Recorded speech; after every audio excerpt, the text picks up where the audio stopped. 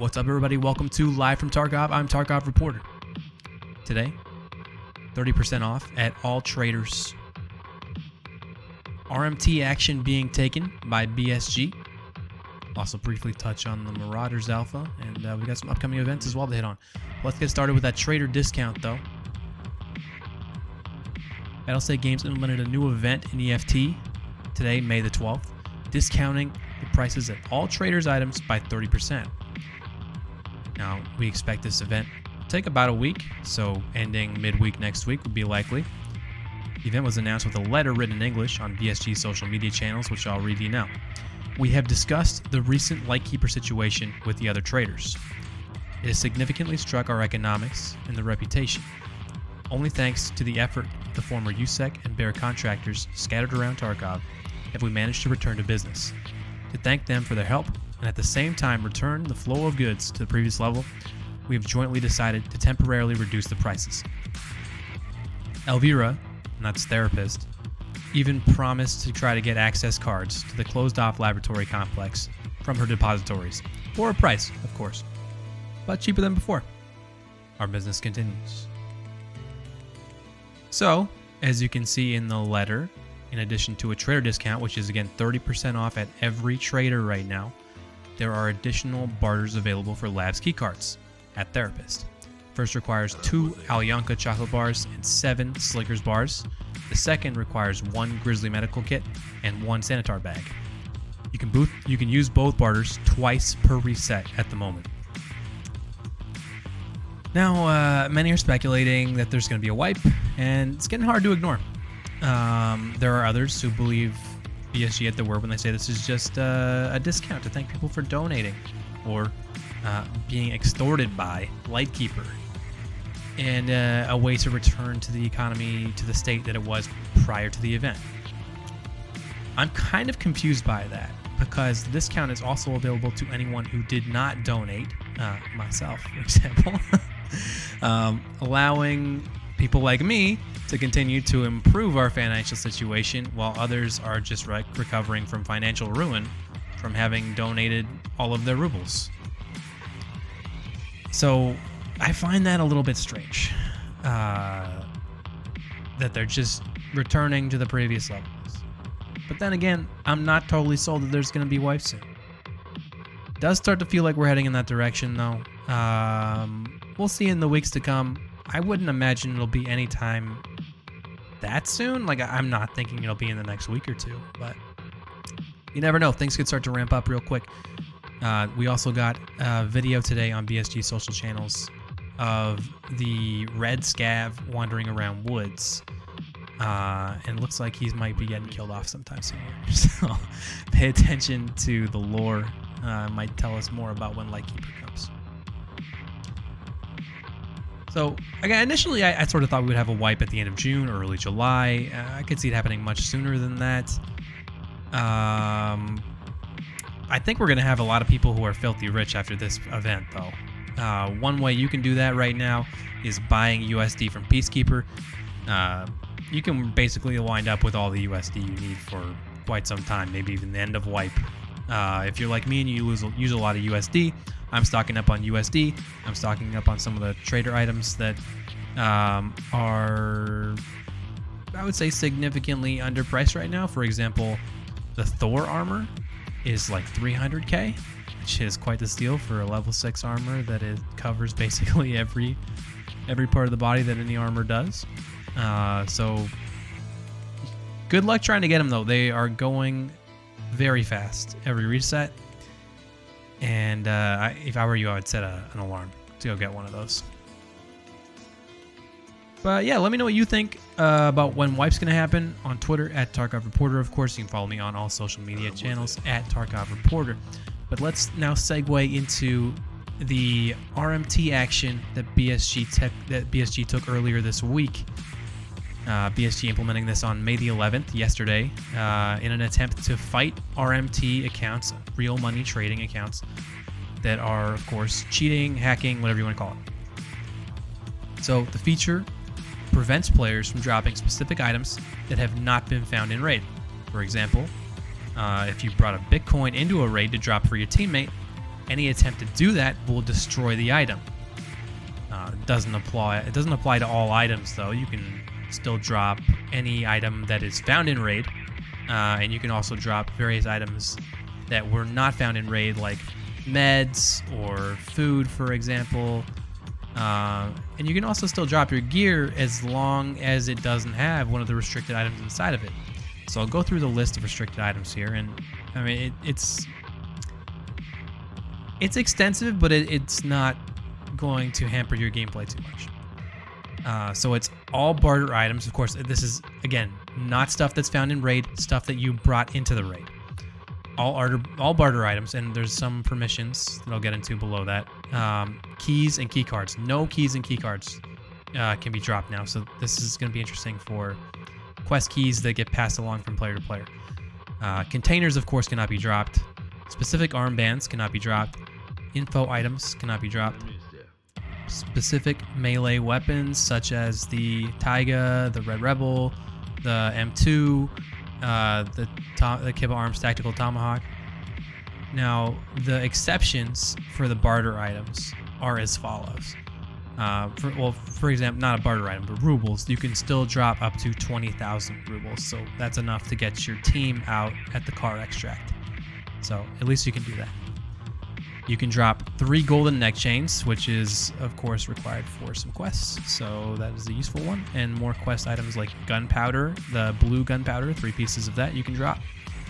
Tool set, 2 pieces of that you can drop. Again, those are early quest items. Roller Submariner Goldbridge Watch, also a quest item.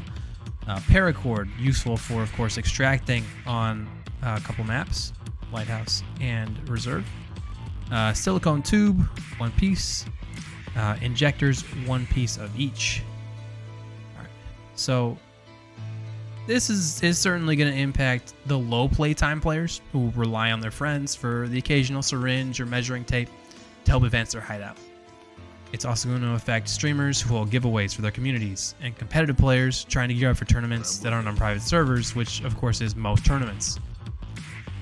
Although that may be changing soon. There may be more tournaments on private servers as we go forward. But at the moment, I'm just ballparking it, but 90% of all tournaments, 95%, are not on private servers. So those people who rely on their communities or their friends to gear up for those kind of things are going to be having to find a new way to do that. And I particularly feel a little bit sorry for the low playtime players who, they want to play with their friends who, maybe their friends play a lot. Like, so I play a lot. Like, I play, 6 hours, 3 to 4 times a week, 6 hours a day, which I think is a lot. I know that's not a lot to a lot of people, but for me, that's a lot. And for some of my friends, that's way more than they can handle. Like, they can only play maybe 3 to 4 hours a week. So for them, they're quite a bit behind me and quite a bit behind some of the other people we play with. So, if I can throw them a syringe to help them get their med station up, if I can throw them a measuring tape to help them advance their hideout, I'm gonna do it. And I feel bad for people like that. I hope that this will make people who profit off of RMT much easier spot for BSG and BattleEye. Because as a result of this, they can't just load into raids, drop stuff off for people, and leave, right? They have to actually operate as paid carries now. And that's going to be hopefully easier for them to spot. My concern is whether or not the infrastructure to catch, ban, and keep those players out of the game is robust enough to make that happen. I'm not totally sold that's the case. I'm sure there's plenty of stories of cheaters not getting caught, right? And it doesn't seem like the infrastructure is there for this kind of a system to really have a huge effect. So I'm skeptical of the approach, but not just for that reason. This feels like BSG is trying to alter their game in an attempt to fight cheaters, which makes it feel like they're kind of losing the battle, right? Like it's I think all games feel like they're losing the battle right now. But in my opinion, I don't think you should develop a game around cheaters. I would rather see BSG develop the game they want to make. And then put pressure on BattlEye to do the best they can with the cheating situation. Or invest in a different anti-cheat provider that can do the job. And, you know, I love this game. I want to see it be the best possible version of itself. And I trust that BSG is going to find the way there. But I remain skeptical of this approach, and I would prefer to see BSG just make the game they want to make, as opposed to making decisions based off of RMT. I think that's... I don't think that's a good approach to build what could be the best game of all time. Like, it's already, I think, one of the greatest games ever made, and certainly the most ambitious when you see what they want to build out in the future. So, well, like the concerns I mentioned about like the low playtime players and the tournament stuff, like that's small potatoes in these respects. Like I want BSG to make the game they want to make, and this doesn't feel like they're doing that. So I'm gonna test it out. Hopefully BSG takes the time before wipe, whenever that's gonna be, to determine, you know, whether or not what they're doing here is working. I hope they get some good data out of it. I hope it works, you know, because, and I've seen this brought up by a few different people, that it may not be as profitable for RMT people to cheat in Tarkov if they have to operate as paid carries, because they can't make as much money doing that. Because it takes you a lot longer to wipe a lobby than it does to just load in and drop gear. So maybe the profitability will decrease and they'll have to move to another game. That's maybe some of the calculus that's involved in this. We don't know. We have absolutely no idea what's going to happen. And it's going to get a lot worse, I think, before it gets better. I would imagine you'll be seeing a lot of cheaters in the next few days, because it's going to be a lot more obvious. They're going to be operating as paid carries now. So the cheaters that you might not have seen in your lobby before, you're going to see them.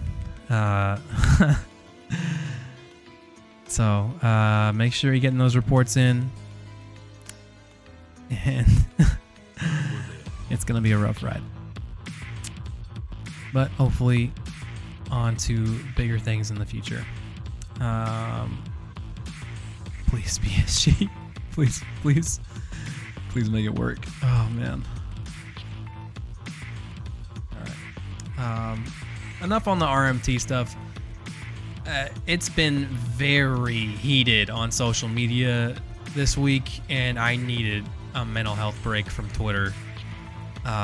Because my mentions were filled with things like "shut the fuck up, you whiny bitch," "why don't you cry more," and this, like, in response to me, like, stating my opinion that I, you know, spent a lot of time thinking out, listened to a variety of different perspectives, wasn't taking a hostile angle at all. Oh my god. Yeah, so I was a little bit disappointed in the community this week.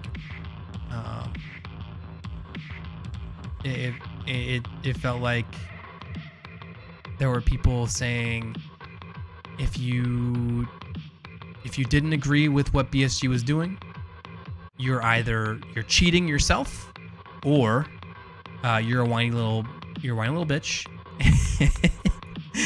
and shut the fuck up. And I'm just like, excuse me, I'm not allowed to have an alternative opinion to you. I guess that's the case. So I was very frustrated with the community this week, and I hope that we can have alternative opinions in the future and not call each other names. At Tarkov Reporter on Twitter. Come find me.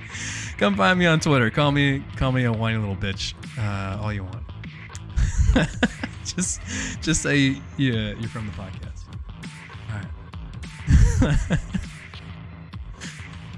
All right. Let's move on though. Let's move on.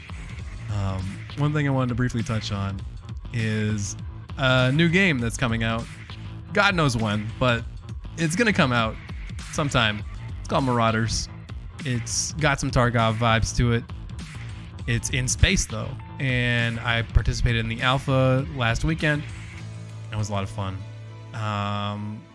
It's again similar setup to Tarkov, except instead of like running. So let's compare this to an interchange raid. Instead of running into the mall for the first 2 minutes, where you may or may not run into other players and fight them outside the mall, you're in space. You load into the raid in space in a spaceship, and you fly your ship towards a mine, like a mine. That is, of course, also, I guess, a space station of some sort. And on your way to the mine, you can shoot at other players in your spaceship and have like spaceship battles. It's actually really fun. That part of it I found really cool. And then you get into the raid, and it's like an FPS game, and you can have a squad of up to 4. It's pretty fun. I enjoyed the crap out of it, I gotta say. But it's clearly still in alpha. It has a lot of bugs, and it has a long ways to go. But I really like the concept, and I want to see it get developed a little further. I think it's like it for me. This would be like a nice little like break from Tarkov kind of game. When you're feeling like you've gotten head-eyed a few too many times, Marauders could do the trick for you. So looking forward to the beta. We don't know when that'll happen, but the website is marauders.game. Go check that out. It's super fun. Next up, I want to just briefly touch on, there is a tournament this weekend, the Evasion OCE Solos, starting at 5 a.m. Eastern Time on Friday, Saturday, and Sunday. That's May 13th through 15th. Go to Evasion_GG on Twitch to watch that. Their website is evasion.gg on the web. And so that's streamers from Australia part of the world, New Zealand, etc. I don't geography, obviously, strength of mine. Yeah. Anywho, that's really the meat and potatoes of the podcast today. I do want to apologize for the lack of pods over the past few months. I just went back to school for a master's in mental health counseling, and it's been difficult to get used to that schedule again, and especially given that my school schedule is heavy Wednesday, Thursday, Friday, and that's when everything happens in Tarkov is Wednesday, Thursdays, and Fridays. So I think I'm finally used to the schedule now. Like, I'm adjusted, I'm settled in, and I'm going to be ramping up the pods later this month.